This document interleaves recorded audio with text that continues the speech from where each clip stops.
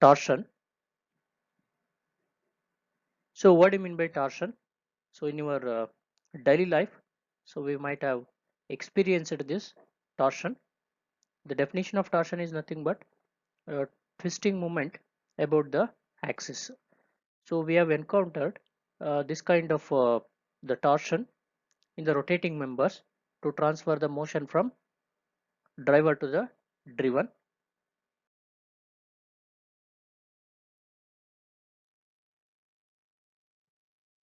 So some of the examples are the shaft transmitting power from engine to the rear axle of automobile, and the power transmitting from motor to the machine tool, and the turbine of electric motors are some of the common examples under torsion.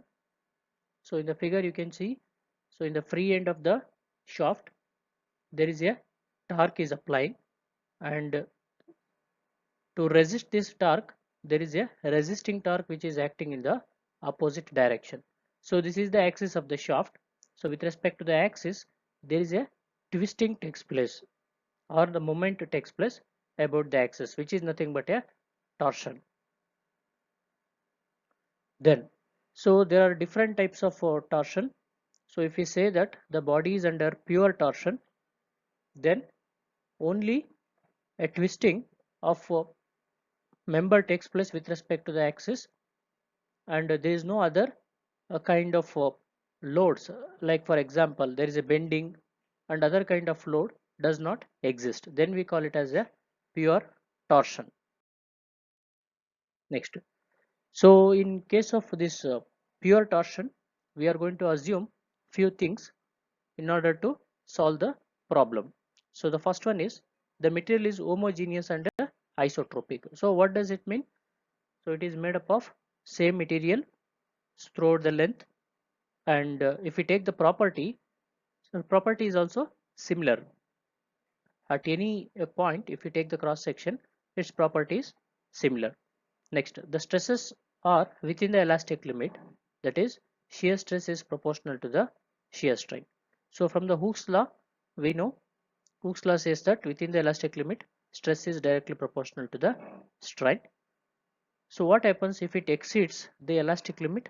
There is a permanent deformation takes place. So that's why the stresses should be within the elastic limit.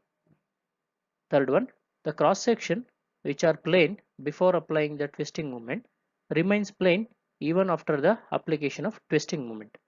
So that is nothing but, so after application of the twisting force there should not be any damage to the cross section. Cross section remains same.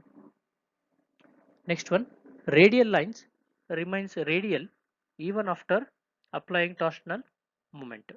So radial line is nothing but the radius. The same meaning means after application of this twisting moment there should not be any damage to the cross section. Last one, the twist along the shaft is uniform. So this twisting should takes place uniformly across the length. Next, so we have the torsion equation. So in order to derive this torsion equation, let us consider a shaft or a cylindrical member fixed at one end and other end is left free, whose length is capital L and the diameter is small d, and it is having a circular cross section. So it is subjected to a twist or a torsion in a clockwise direction, whose value is t. T represent the torsion and PQ represent the radial line or axis line. So PQ dash is nothing but, so after application of the torsion or torque T, there is a angular deformation takes place across the length L phi, and so if we take the cross section or the vertical view of the shaft, there is a change in position of this radial line OQ to OQ dash due to the application of this torsion T by an angle theta. Therefore, angle QPQ dash, which is nothing but shear strain, and theta represent the angle of a twist in the length L, R represent the radius of the shaft, and G is the modulus of rigidity, and T represent the torque applied at the end Q, and tau represent the shear stress induced at the outermost surface. So from the figure, so if we take this front view, so tan phi, because I need to find the length QQ dash. So if I apply the trigonometric rule tan phi, opposite side by adjacent side, that is QQ dash by PQ. So PQ represents the length of the shaft. Therefore, tan phi is equals to QQ dash by L.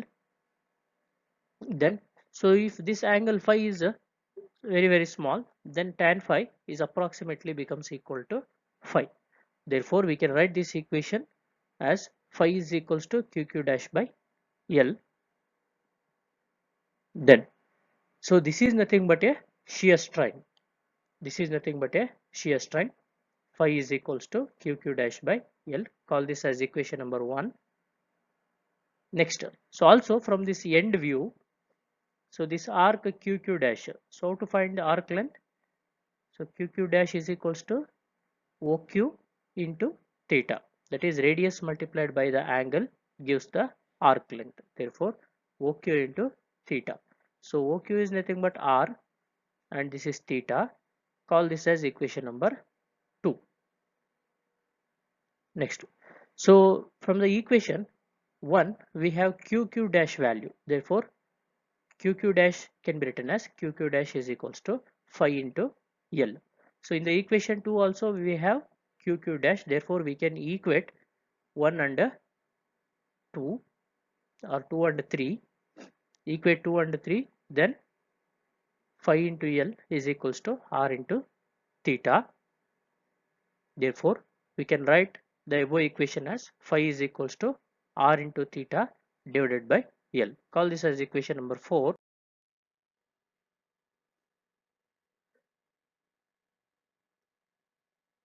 So we know that shear strain is directly proportional to the radius of the shaft. Therefore, at center, that is R is equals to 0, shear strain is 0. Therefore, shear,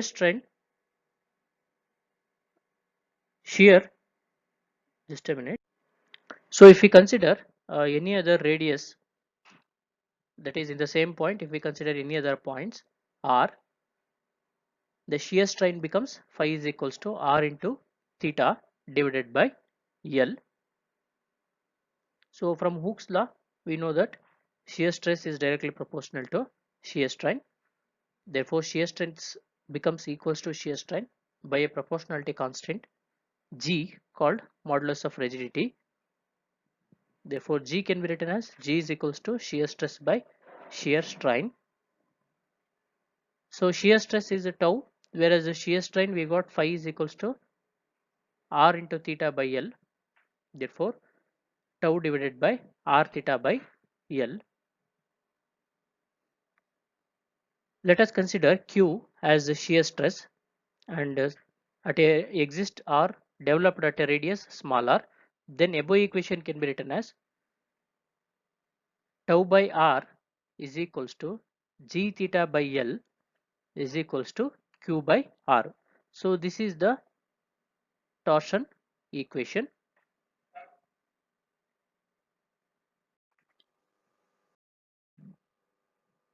Next, polar moment of inertia. So this polar moment of inertia is denoted by J.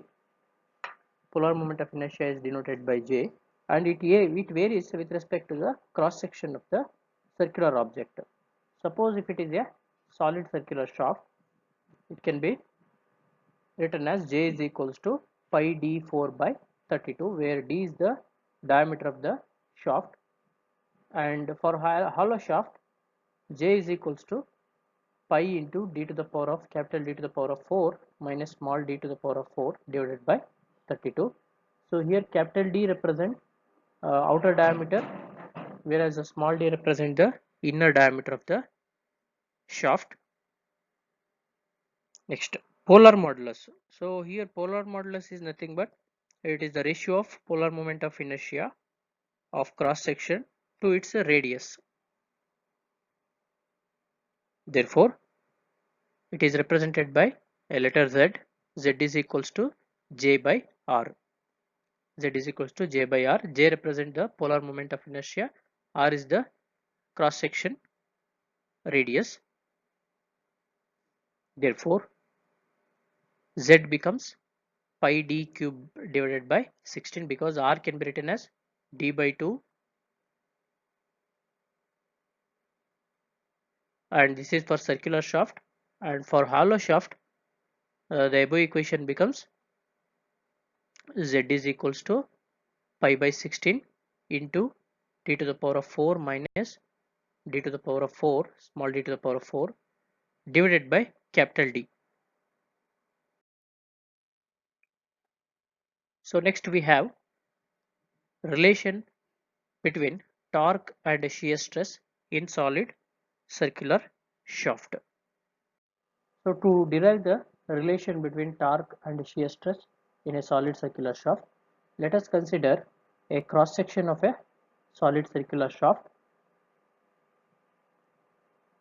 whose radius, or the small elemental strip we are going to consider, whose radius is a small r, and capital R represent the outer radius of the, or the radius of the solid circular shaft, whereas a small r is the small elemental strip which we have considered in the cross section, and dr is the thickness of the small elemental strip. So capital R is the radius of the shaft, small r is the radius of elemental strip or ring, dr is the thickness of a small elementary ring, T is the torque applied, and tau is the shear stress induced at the outermost surface, and Q is the shear stress induced at radius small r from the center. And so first we have to find the area of this small elemental ring which we have considered inside the cross section of the shaft. So that is delta A is equals to 2 pi r into thickness of the elemental, 2 pi r into dr. Dr represent the thickness of the elemental ring. And from the previous derivation, that is a torque equation, we know tau by r is equals to q by r. So tau represent the shear stress at a radius capital R, whereas the small q represent the shear stress at a radius small r. Therefore, above equation can be written as q is equals, small q is equals to tau by r into r, the shear force. So we know stress is equals to force by area. Therefore, force can be written as delta F is equals to stress into area. So shear stress is this one, tau by r into r, into area is 2 pi r into dr. Therefore, after simplifying this one, the equation becomes tau by r into 2 pi r square into dr.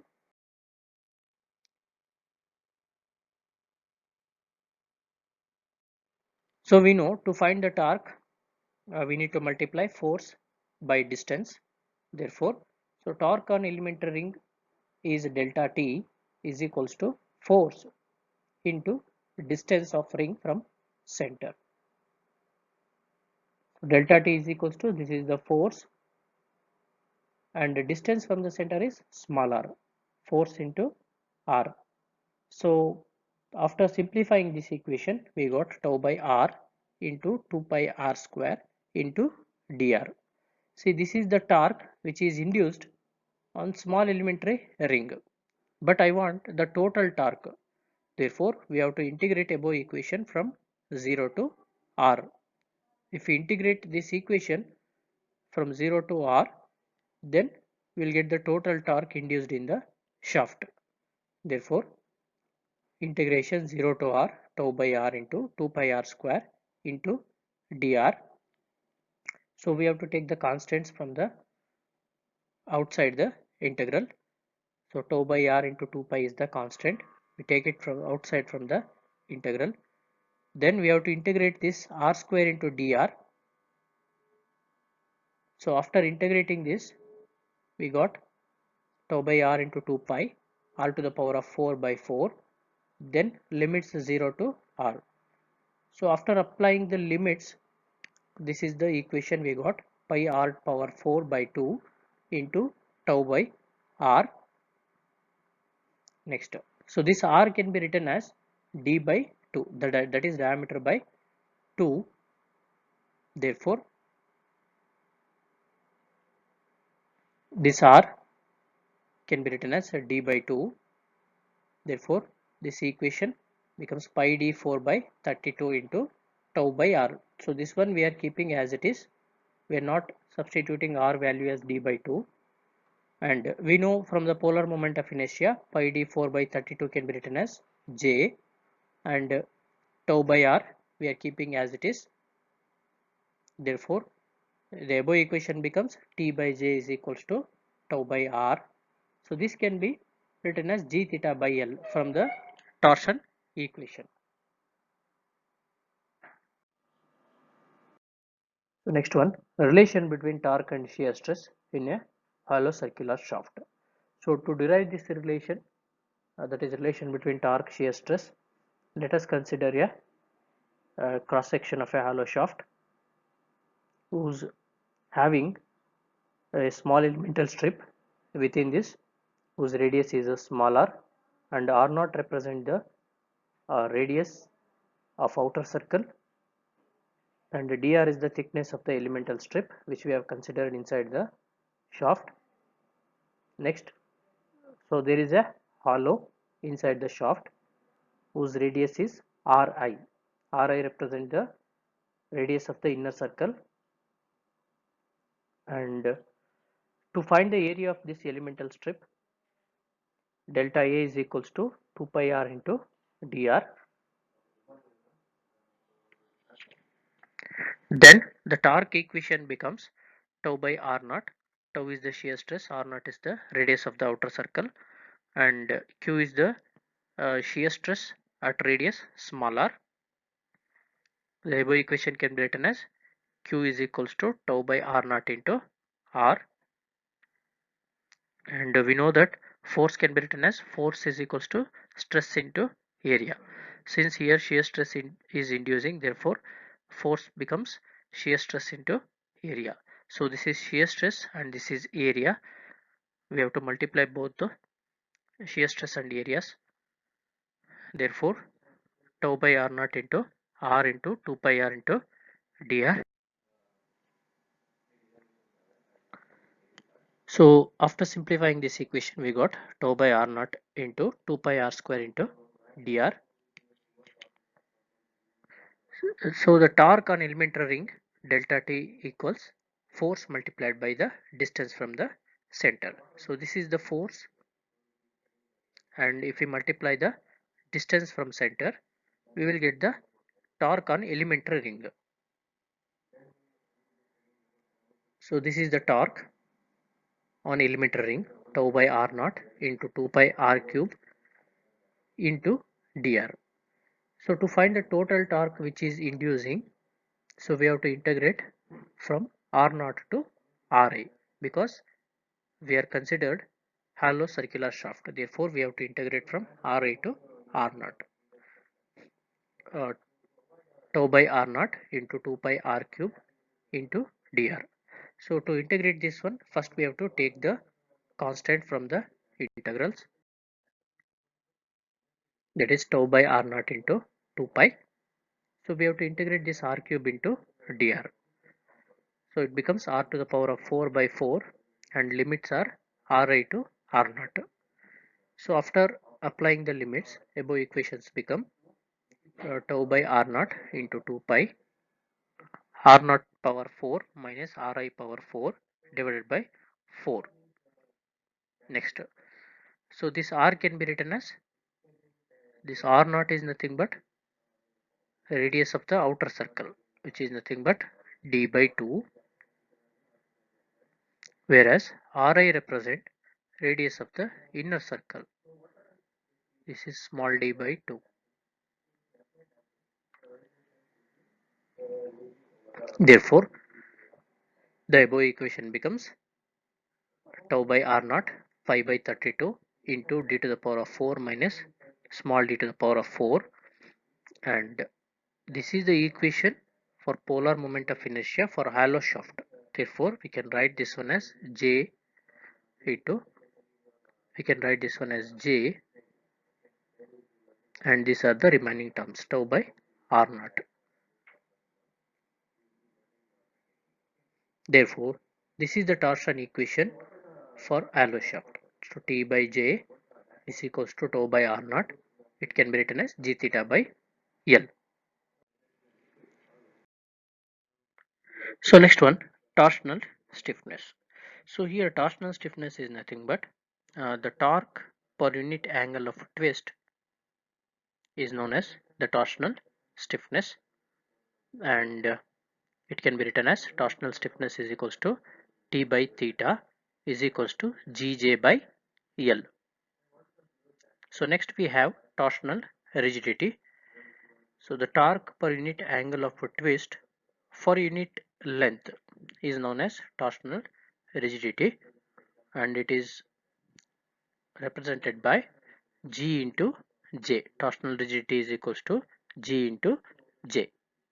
G is the modulus of rigidity, J is the polar moment of inertia. So next, torsional strength, the torque per unit maximum shear stress. The torque per unit maximum shear stress is known as torsional strength, and it is written as torsional strength is equals to T by tau. T is the torsion, whereas tau is the shear stress. And from the torsion equation we know that T by J is equals to tau by R is equals to G theta by L. So if we consider the first two terms, that is T by J is equals to tau by R, so it becomes Z, because uh, the definition of uh, so we know that polar modulus Z is J by R. So J by R is nothing but this T by tau. So hence torsional strength of shaft is equal to its polar modulus. Then the torsional flexibility, it is the reciprocal of the torsional stiffness. It is the reciprocal of torsional stiffness. So the torsional stiffness is L by G into J.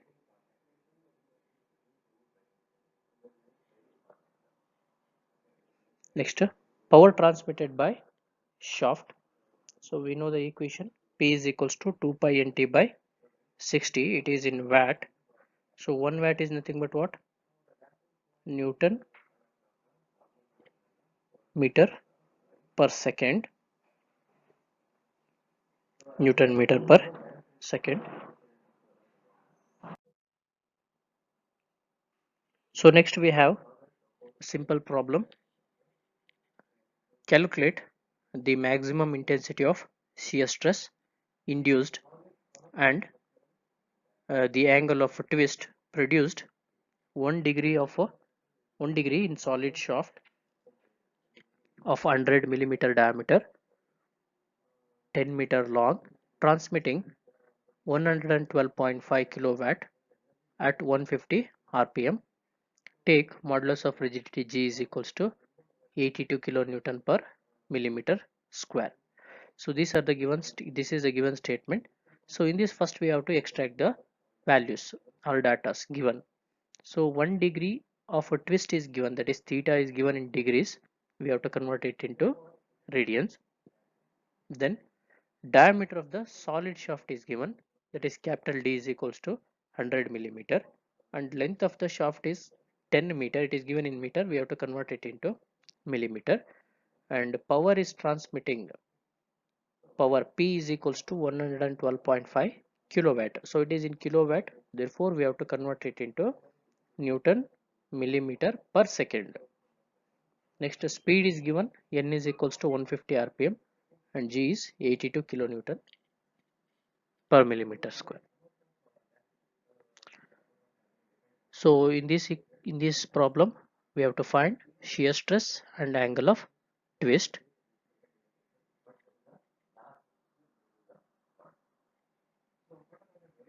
So diameter is millimeter, length is in meter. We have to convert it into millimeter. It becomes 10,000 millimeter, and power is in kilowatt. So kilo means 10 to the power of 3, 10 to the power of 3 watt, and watt is nothing but Newton meter per second. Correct. Therefore, we need this one in a Newton millimeter per second. Therefore, multiply by 10 to the power of 3. So this 10 to the power of 3, 10 to the power of 3 becomes 10 to the power of 6 Newton millimeter per second, and G is also in kilonewton per millimeter. Therefore, multiplied by 10 to the power of 3, and this is speed. And from the torsion equation, we know that T by J is equals to tau by R is equals to G theta by L, and power equation P is equals to 2 pi nt by 60. So in the power equation, power is given and torque is unknown. So if we solve this equation, we will get torque value T is equals to 7161970 Newton millimeter, and polar moment of inertia equation is J is equals to pi d to the power of 4 by 32. So diameter given is 100. Therefore, substitute here in place of d 100, pi into 100 power 4 by 32. After simplification, we got 9.8175 into 10 to the power of 6 millimeter power 4 millimeter power 4. So first we are considering the first set of equation from the torsion. In this equation, torque value is 7161970, and polar moment of inertia we got 9.8175 into 10 to the power of 6. Tau is the shear stress that we have to calculate, and radius is 100 by 2, because radius can be written as diameter by 2. Diameter given is 100, therefore 100 by 2 is 50. Then after solving this equation, we got tau value 36.47 Newton per millimeter square. So next we are considering the next set of equation, because we know T by J is equals to tau by R is equals to G theta by L, correct? So first, if we take the first set of equation, we got a tau value, this one. Next, if we take the second set of equation, we can calculate the other values, that is theta. So theta is equals to TL by GJ. So this is a T value, torque value, this is length of the shaft, this is a G value, and this is polar moment of inertia. So after simplification or simplifying this one, we got theta is equals to 89.06 into 10 to the power of 3 radians. So if you want to convert this radians into degree, multiplied by 180 by pi, therefore theta becomes 5.10 degree.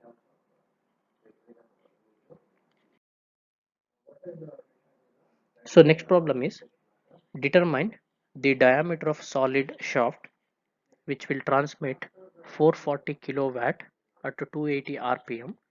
The angle of twist must not exceed 1 degree per meter length, and maximum torsional shear stress is to be limited to 40 Newton per millimeter square. Take G value, that is modulus of rigidity, 84 kilonewton per millimeter square. So here given in the given problem, it is a solid shaft. In that we have to find the diameter. Diameter we need to find. So power is given, speed is given, angle of twist theta max is given 1 degree, and length is given 1 meter, and tau max is given, that is maximum shear stress is given 40 Newton per millimeter square. So first we have to extract the given data. So length is 1 meter, power is in kilowatt, therefore we need to convert it into Newton millimeter per second. The G value is in kilonewton per millimeter square, therefore multiplied by 10 to the power of 3. Speed is 280 rpm, tau is 40 Newton per millimeter square. So to convert the angle of twist theta from the degree to radian, we have to multiply by pi by 180. So first let us take the power equation. P is equals to 2 pi nt by 60. So in this equation, the power is given, speed is given, unknown is tau. Therefore if we solve this equation, we will get a T value, that is torque value, 15006037 Newton millimeter. And if we consider the first set of equation from the torsion, that is the shear stress, T by J is equals to tau by R. So T is 15006037, and polar moment of inertia is pi d 4 by 32, and tau value given is 40 Newton per millimeter square. Radius can be written as d by 2. So from the left hand side and right hand side of the equation, d is the unknown. Therefore if we solve this equation, we will get a d value. D is equals to 124.08 millimeter. Next, if we consider the second set of equation, that is angle of twist, T by J is equals to G theta by L. In this equation, substitute the value of T, and J is polar moment of inertia, that is pi d 4 by 32. G value given in kilonewton per millimeter square, therefore multiply by 10 to the power of 3. So theta is in degree, convert it into radian, therefore pi by 180. Length is 1 meter or 1000 millimeter. So if we solve this equation, d is the unknown, therefore we'll get the d value. D is equals to 101.04 millimeter. So out of both the values, say if we consider the first set of equation, we got 124 point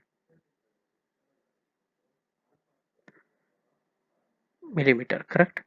So we got 124 point something millimeter, and second set of equation, for second set of equation we got 101.04.